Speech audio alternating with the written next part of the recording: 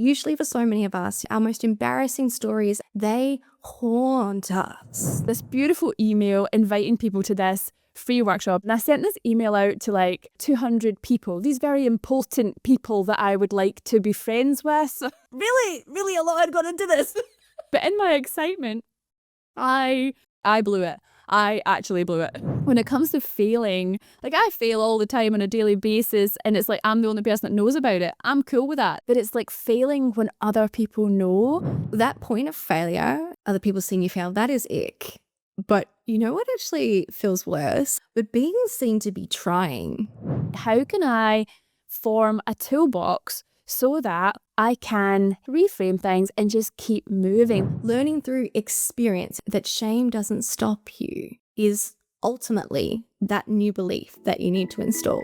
Hello, my beautiful friends. My name is Dr. Beck. And I am Christine Barker, and this is Am I Doing It Wrong? A podcast for doctors by doctors. Every week on the pod, we'll be bringing you conversations which shine light in dark places, normalise the doctor journey, ease unnecessary suffering, and give you actionable steps to thrive in all facets of your life. So grab a cuppa and get cozy for this week's episode of Am I Doing It Wrong? Hello, our beautiful friends, our Dr. Humans, and welcome back to the potty. Today's episode is for you if you are somebody who's got a thing you want to do, but you find yourself sitting back, pushing that back on your calendar. It's just lingering there on your to-do list, just showing up each week, and you're just dragging it down to, I'll do that later. Do that later this week, because you are trying to prepare more. You're like, I'll do it, but when I'm ready. I will send that email when I've got all the information, I've got the right words, I know exactly what I'm going to say. I will apply for that position when my CV is all nice and tidy. I will kickstart that research project, get the ball rolling once my life is organized enough. Whatever you are finding yourself hesitating on because you're telling yourself, I need to prepare more because I don't want to do it wrong. Well, we've got an episode for you today that is going to start with, unfortunately, telling you that even if you are several years very senior in your career and your medical education business, in this case, like our Queen Christine over here, unfortunately, you're still gonna stuff it up. Isn't that right, Christine? Oh, it's so right, Beck. Oh my goodness. So it's just what nightmares are made of. And this scenario happened to me yesterday. And I thought, perfect.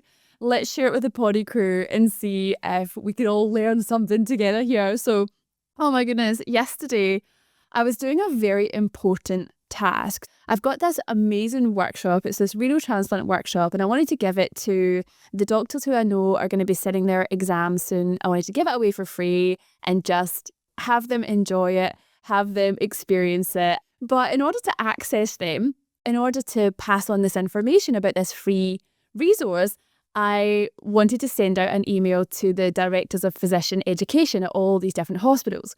And I spent all this time making this like beautiful spreadsheet thing and learning how to do like a mail merge thing. It was all go. I had all this software open and I was doing this mail merge and I had everything good to go.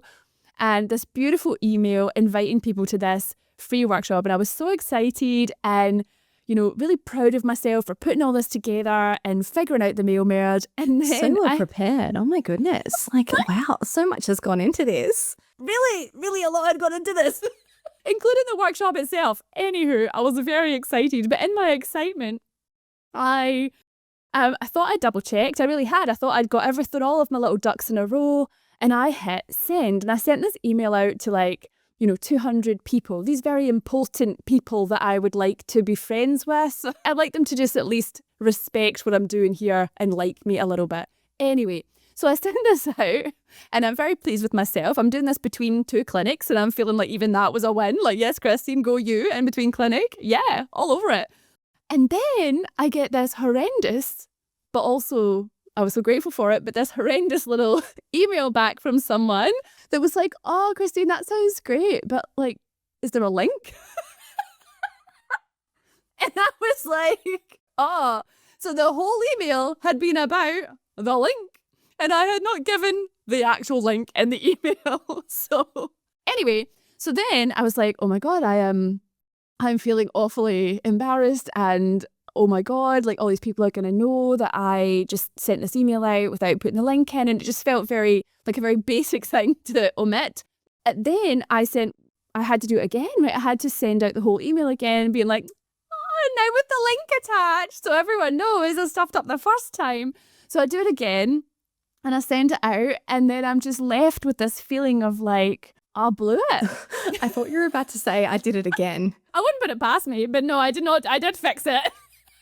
Okay, let's come back to that feeling.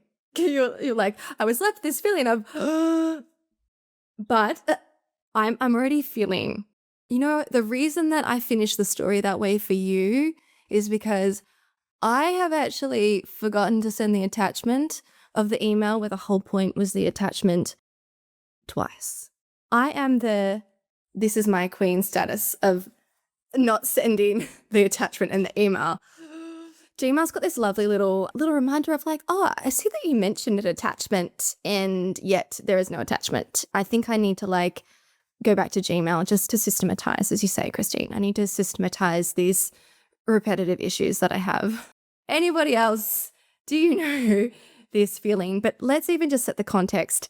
Be very clear about this context. Christine has done this not just to the one person that she is sending this little link attachment to. She sent it to hundreds, perhaps thousands of people who aren't just anybody's. They are her colleagues and the people that she serves. Like, this sucks.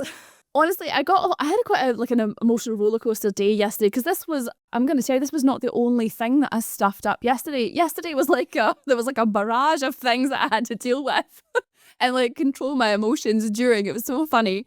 But then I get home at night and I'm walking around with my partner and I'm telling him about this link fiasco, and he's like, it's just a link. Like, why are you worried? And I was like, oh my God, you don't get it at all. Like, on one hand, I understand it's just a link. That's fine.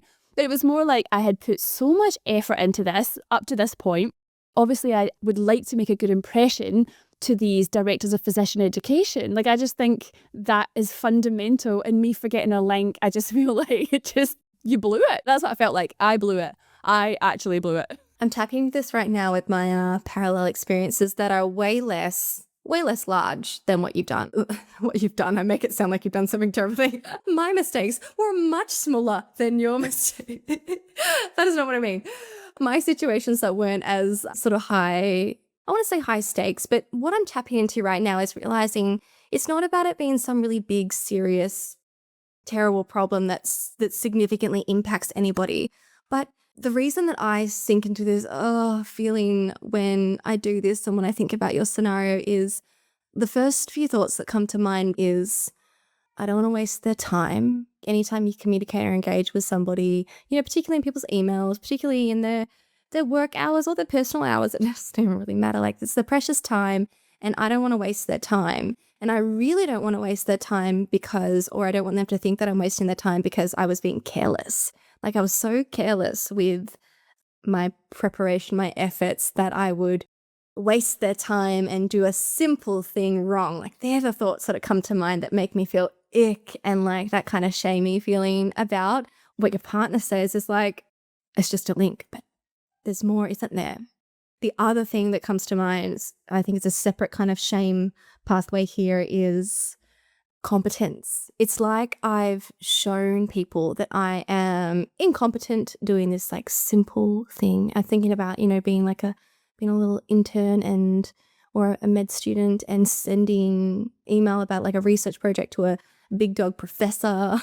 Look, if you do something stupid in that email, you're like, this professor is gonna they've got a whole 20 seconds to spend time on me and for me to make an impression. And I've just showed them that I'm the kind of person who can't even attach a link to an email. Just showing of this looking incompetent, looking disorganized, which is another version of incompetence. And I think that's the other kind of like shame pathway for me here. So I get the perspective of it's just a link. But when you have these sort of standards and expectations for yourself, that's when that big feeling you had can creep in, isn't it? Yeah, and it did come up within me. Like, I got this like flush feeling in my face. Like, I was in a clinic room by myself. There's no one watching this happen. But I felt embarrassed, and my body was reacting as if I was embarrassed. Like, I had like a big red face, and I was kind of internally, I was like, what am I going to do? What am I going to do? And obviously I had fixed it with the email. But in terms of my internal disruption, I guess the only other thing I did to fix it was kind of laugh at myself. Because I guess in that moment, I had to just kind of accept the fact that maybe you did blow it and it's done now. And yes, you look like a hot mess, publicly failing at life in front of all these really important people. But like, we're just going to have to love and accept ourselves and laugh this off, because there's nothing else you can really do about that. That was one of the things that I did want to put across today, because what I really noticed yesterday was that there were things that weren't quite going my way. And yet it wasn't like I was completely unaffected. Like, I would have the emotion, I would have some kind of fear response, I would have some kind of horrible thing come up in me that didn't feel very nice. And then I would do this thing that you had taught us in Dear Darling Beck, which was all the mind management stuff. Okay, I've got this feeling. Why am I having that feeling? And like closing the loop on that and creating new thoughts and calming yourself down. I wasn't even consciously doing it. I think once you've gone to Dear Darling long enough, it happens so fast. It's like a reflex, and you're not actually thinking thoughts, if you know what I mean. But it's just, I was able to kind of calm myself down. And I think thoughts that would come into mind as I would say this are, I love and accept myself is my favourite one when I stuff up, because it's like a beautiful forgiving statement. But also just being like, and you haven't lost anything. You may not have gained anything, but you're just right back where you are. You're right back at your starting point. Everything's okay. Like, nothing really bad has happened. You're okay. And I guess it's just, even though I would be disappointed, and to be super honest, to close the loop on the story, I can see that people are joining this workshop. And so they've been very forgiving about my link situation. So I'm very grateful for that. Excuse me. You said that like people are joining this workshop. Like, it made me think of like 6 people joining the workshop, when in fact I was on voicemail to Christine yesterday, and I'm just hearing this like blip, blip, blip, blip of like, new sign up, new sign up, new sign up, new sign up. Okay, side note though, can we just circle back? Because, okay, a couple things I want to say here. Firstly, before I forget, it's not even that you were first unstoppable. If any of us have a shame response, like the way that shame drives our behavior is it drives us to hide. The origin of the word shame is to cover up. And we all know that feeling, right? You feel that shame. I was telling Christine about a shame story, which, don't you worry, we'll dish out on the podcast in the future, I'm sure. But a shame story that just makes me shrink, absolutely shrink. If you have enough self-awareness to recognize when you are affected by shame, you'll see that you get that feeling first, that kind of shrinking, constricting feeling. And if you don't quite have that emotional awareness, what you would see in your behaviors is that you retreat. You physically shrink yourself. You try and remove yourself from the space, or you try and step out of the situation that you're in. That's the behavior pathway that comes out of shame. It's kind of how it's designed to function for us.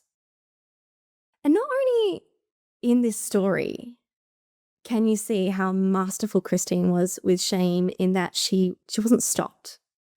She saw the mistake, and then instead of doing what shame naturally has you do, which is retreat and hide, she stayed in her lane, in her purpose and her mission. She just resent the link. She made it no big deal. She made it not something to hide from. She made it not something to, she's just giggling in the background because she's like, I can't believe I forgot to send the link. But she did the opposite of what shame suggests to do, right? Which is to stop. She was unstoppable in that moment. But the more masterful things, like that's very impressive in itself, but the more masterful things that happened was not only was she not stopped, but she wasn't even shaken by the shame. She had that initial experience of the shame. She felt the flushing. She noticed it in her body. And then usually for so many of us, our most embarrassing stories, our shameful stories, they haunt us, right? They haunt us for the rest of our life, and they color the way that we show up to the next scenario, if we even show up to the next scenario, right? Like if we weren't stopped from that first shame experience from executing again. But Christine wasn't even shaken. She just took the next action. She took the next action without carrying the shame, but giggling, right? Loving herself and giggling about it. That's has been unshakable. She can't stop giggling. I just want us to dig in for a little bit into how you did this, Christine, because it really is masterful. Shame stops us. Like we talked about at the start of this episode, the scene setting was you haven't even sent that email yet. You haven't sent that email yet, that really simple email, not because it takes too much time, not because you need any more information to be able to actually execute on the impact factor of the email. You do not need to perfect things before you send that email to make this thing happen, to get the ball rolling. But the reason that you're not sending it until you're perfectly prepared or you've perfected things enough is because you don't want to fail. It's because you don't want to feel that feeling that you feel when you fail. And listen, Christine has completely outsmarted this little survival system that we have. And what she's done is she's made the failure point and the feeling that she has at that failure point something that she's not afraid of. Because she now knows, after all the work she's done, that it's not something that stops her. It's not even something that shakes her. Shame isn't something that she's afraid of anymore. Oh, it feels awful though in your body, doesn't it? I mean, I don't obviously live my life being like, I hope shame stops by today. I'm definitely not living my life like that, people. I'm always expecting things to go super well. But I guess it's like when they come along and you're like, oh, I cannot believe I just did that. I think the other thing is when it comes to failing, like I fail all the time on a daily basis and it's like I'm the only person that knows about it. I'm cool with that. That's fine. I can definitely laugh at myself then. But it's like failing when other people know. This isn't even just about the email. It's like putting yourself out there, like doing the thing that you want to do, that you feel drawn to do. Just that inertia of like sitting still in your comfort zone. I think it is like people are scared to tell people that they have something that they want to do because they're scared that they won't achieve it. But they're also just scared to tell themselves that in some regard, isn't it? But I think it's when you involve other people, that's when this shame thing really comes, when it's so visible to other people that you stuff something up. So much. You know what I'm thinking as like I'm hearing you say that, it's not, failure's not actually the worst thing. Like that point of failure, other people seeing you fail, that is ick. But you know what actually feels worse? I don't know if this is just Australian culture, but being seen to be trying, going for what you want, just being seen to be trying to achieve something, get something, that feels so vulnerable as well. That evokes a lot of shame, I think, too. It's not cool to try anymore. Just tap into that for a minute. It's not cool to be seen to be trying, particularly if you're not succeeding. Yeah, like if you're just figuring it out. And obviously we've been through that before and we had an episode about that a while back about cringe and how like there's so many things that we look back on now and we're still in the middle of our journey. We've got so many different versions of ourselves still to meet, but there were past versions of us that created things and they were just, bless them, they were just doing the best they could in the moment. And we're looking back being like, oh, I wouldn't do it that way now. Like, like we would change that up slightly. But it's like, that's a really hard season because yeah, that would be the hardest one to be in, I think. Like, because obviously I'm sitting here, I stuffed something up yesterday and I'm laughing about it with you guys. Now, if that same thing had happened to me when I was in that phase that you're talking about, when you're just beginning to dip your toes in and you're taking the scary steps initially, I think it's much, much more difficult. It doesn't have to be, but I think I would have, what do you think, Beck? Like, I think that could have made me just retreat real bad, like just abort. Exactly. I'm in it right now. I'm in this phase. I have a new offer that it's my baby and I have not yet achieved what I want to achieve with that offer. And it's a place that I have to coach myself in every single day to keep trying before I've got the result. And the result that my mind says is like, this is where we should be. Like, this is the standard. This is what I'm envisioning for this. And to not be there constantly presents a challenge in my mind, and a challenge not only because I have to figure it out, but because I have to keep trying new things and failing at the things to figure it out. It's a really hard space to be in. And like referencing back to that cringe podcast, highly recommended, because we talked about there how it's not that you get to a certain level of success or achievement And then you tell yourself that you're good enough and you're all good and you have nothing to feel not good enough about. Because every time you set a new goal and your mind's like, I want to be here, and also what's true is I'm here, that gap and that expectation versus reality, that is breeding ground for your mind to say, I'm not good enough, I'm not good enough, I'm not good enough. Maybe can't do this, maybe can't do this, maybe can't do this. And then to do the awkward, challenging work of trying, being seen to be trying, let alone failing as well. It's just forever, isn't it? Yeah, it is. But I think it's like the toolbox is the kind of thing that we were hoping to sort of emphasize today. Like the key thing to take away from this episode is that whatever scares you, whatever path you're on, whatever you're reluctant to do right now, we're really encouraging you just to do the thing. Because even with the best setup, everything is as much as you can possibly do, I think it's almost guaranteed that at some point you will have an inverted commas fail moment. You'll be on stage, something will happen, or something will happen where there's some kind of public failure. And that just almost means that you're doing the thing. Like you're putting yourself in the ring, you're putting yourself out there. It's just part of it. And it can happen at all different stages of the journey. I think it probably never goes away. And so it's not to say, I don't want to do the thing because I'm scared that this is going to go wrong and I can't handle that and that's awful and everyone's going to know about it. It's to be like, how can I form a toolbox so that when I come up against that moment with myself, I can help myself to sort of rebalance things, reframe things, and just keep moving. Like, how can I get to shake that off? So I think that's what we're saying. And that toolbox exists. I got that toolbox inside Dear Darling. I got it in there, and obviously it's so beautiful the way that you coach and the way that you teach us these tools. The only other thing I can see is just having these repeated conditioning of your nervous system, like just doing the hard thing, having the emotional thing, allowing yourself to wallow about it for a while and then picking yourself up. That is an option, and I think that got me so far. But I think you can do it without the wallowing with the toolbox. I'm curious as to your thoughts on that, Beck. Yeah, and I think there are two key components, and coaching's the way I've always done it, but I'm open. I'm sure there are other ways to do it, but if I can just break it down, then you can work out what mechanism, what vehicle you want to use, because there are two key components that we address with mindset coaching. As Christine mentioned, there's the mindsets, beliefs, the thoughts in the moment that you feel when you bring these thoughts to mind that create that emotional state.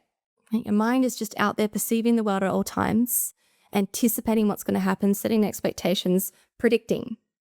And based on whatever your mind is perceiving, your body will be activated into that congruent state. So if you're thinking thoughts that are basically saying like, I'm not good enough or I've done something wrong, then shame is the congruent, energetic, emotional state to go with that. So yeah, changing the thoughts is ultimately the way to become unshameable. And also, simultaneously, you actually have to, as Christine's saying, build a bigger nervous system capacity to feel shame. The actual emotional component of shame. Because if you can't stay in the shame, if shame is just so uncomfortable for you that you just react, right? Remember I said the reaction was escaping, essentially hiding, moving away from that situation. If you can't sit in that emotion, that energy of shame, how that feels in your body, then you'll just be automatically reacting to it, escaping to it, and you won't be able to sit with that long enough to actually go up and see whatever's going on in your mind, right? Because as long as that thought persists in your mind, I'm not good enough, then you're going to keep triggering shame every time your brain gets awareness of that thought. So at some point, we need to go up there and be able to actually address the root cause of why you're feeling shame in that moment. So that emotional work is key to be able to do the work that solves the problem. And that emotional work is in some ways so simple and in some ways very challenging. Ultimately, we need to spend time feeling the emotion. Feeling the emotion in a safe context, which is something that we also teach in Dear Darling. But like Christine said, we don't ever want to do this in a vacuum. You've got to be out there in your real life, taking action, giving yourself reps and reps and reps and reps to not only put yourself in the experience where you could have success, but put yourself in the experience where you have failure here and you have your struggles and you're really brought up against your struggles. You evoke the shame, and then you challenge yourself in that moment to allow the shame and recover from it. Teaching yourself that you can feel shame, you can have that experience, that the worst thing to you can occur, and then you recover from it. Learning that about yourself, demonstrating that to yourself, learning through experiential learning that shame doesn't stop you is ultimately that new belief that you need to install, right? Because you can see that in Christine's recovery here. There's kind of two lines of thought. One is, I'm just going to say this in a cheeky way. She's like, yeah, I suck. And also, I love myself, right? That is one solution to shame, right? Like, I suck. I have flaws. I'm no good. And simultaneously, I love myself. Right? That is a solution. And I use that myself a lot of the time too. Another pathway, and neither's right or wrong, but my favorite pathway here is more along the lines of nothing's gone wrong here. There's nothing wrong with me. The things that are wrong with me, right, my flaws, as we call them, they're not even really flaws. They're just a part of this big, beautiful, messy thing that a human is, right? And my philosophy about shame is always a lie.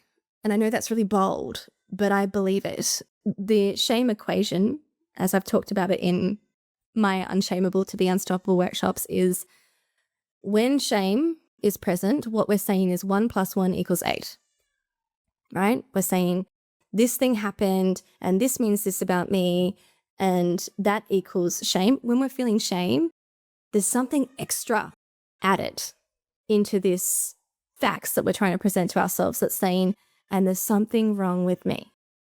In my mind, that's never, ever true. There's never anything wrong with you that justifies shame. There's a big, beautiful, peaceful, zen-y kind of place to get to. But a lot of the time I live in the space that's more practical, like Christine has done here, which is like, yeah, I suck. I'm not ready to accept that as just like a big, beautiful, majestic flaw as a part of my human magic. I'm just going to say that sucks. And also, I'm not going to let that stop me from loving myself. I just want to offer you two options the next time you feel shame in terms of addressing those thoughts. I think that is so beautiful, Beck. And I think it's just, you make it sound so easy and you're so integrated and you really walk your talk. You really walk your talk and your walk and all the things, you know what I'm saying? Again, I love and accept myself for all the things I say here on the podcast that make no sense. Can you just say that like 3 more times so it's like memorized in all of our brains? Because I'm just loving this statement from you recently. I love and accept myself. Oh, yeah, to be honest, this has been my cheat code for life because I'm going through life like a sitcom right now. A classic example recently is I crashed my car into a stationary object. And that is something I do every couple of years, it seems. And obviously that's annoying and you're kind of like, self-loathe for a bit. I've realised I just become the person, because of the sentence I have, I just apply it regularly. And I'm like, and I love and accept myself. Oh, I said something in a meeting that was really embarrassing. Oh, and I love and accept myself. And it just lets me get on with my day. It's amazing. It's so good. It's amazing. It really is. Like that tiny sentence, even just try that. The next time you feel like some hesitancy or something didn't quite go right, or anytime you're getting like an inkling of shame, because you probably won't feel full-blown shame. We've got too many shame protection mechanisms. But the next time something goes a little bit wrong, you didn't really like what came out or what you said, just try that out. Try Christine's little hack there, because it is undoing that misunderstanding of shame. Shame says there's something wrong with me. And essentially, I'm not lovable. Shame threatens our sense of belonging as people, which is truly the most important thing to us as social creatures. And Christine's statement here, it just undoes it in a minute. It's like, yeah, things can go wrong. I can do things wrong. And I love and accept myself. It doesn't prohibit me from being lovable and acceptable. I love that you've got so many tools in this box, Beck, and so I'm so grateful for everything you do. So I really hope for all of you listening that has been helpful, kind of normalizing the regular stuff ups that everyone makes and just not letting that affect us, just pressing on, doing the thing that we came here to do and just turning it into a bit of a laugh, really. What else can you do? So I hope this helps everyone. I hope this helps you. And I hope that if you have something that you are not doing because you're fearing failure, you're fearing being seen failing, whatever it is, we want to give this to you as a little nudge to just, dip your toes in and get started. No amount of preparing is going to prevent the failure. So let's get it done. Love you guys. See you in our next one. We get so many heartfelt thank yous from our fellow doctors for having these vulnerable conversations on the podcast. If you want to say thank you too, we would be most appreciative if you left our podcast a review. Reviews actually mean everything to us because they're what make the platform share the podcast with all the other doctor humans. And our mission is to make as many doctors as we can reach feel more human. Just go to your podcast app, click on the show, and find the option to review. The other way you can help us is just by sharing the podcast with someone in your life who you know will say, "Thank you for saying that," or tagging us in social media. And if you're in healthcare looking for speakers for your next event, or professionals who actually get it to facilitate the vulnerable or empowered conversations our teams of doctors need, request us through podcastfordoctors@gmail.com.